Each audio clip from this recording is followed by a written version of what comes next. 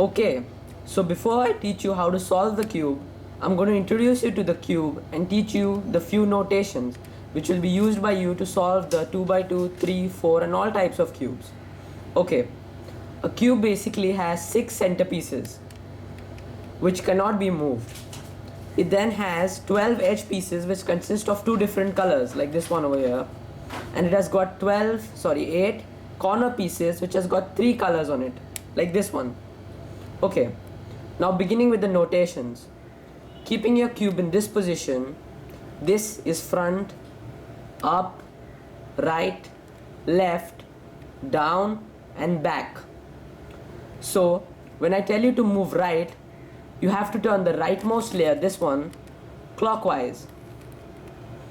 When I tell you to turn your cube right inverted, you're supposed to turn your cube, your rightmost layer, anti-clockwise. When I tell you to move up, turn the upmost layer clockwise, up inverted, anti-clockwise. Similarly for left, left will be clockwise and anti-clockwise. Front, clockwise, front inverted, anti-clockwise.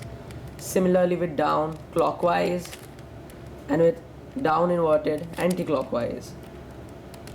This is down inverted. Okay, similarly with back, clockwise and the same. Okay, now I'm going to introduce you to the word called algorithms. Algorithms are set of moves which make certain changes you want on the cube. Repetition of certain algorithm brings the cube back to its original position.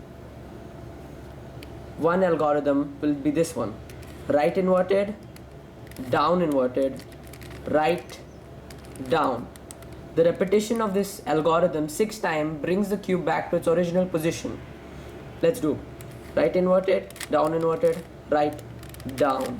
Right inverted, down inverted, right, down. Right inverted, down inverted, right, down. Right inverted, down inverted, right, down.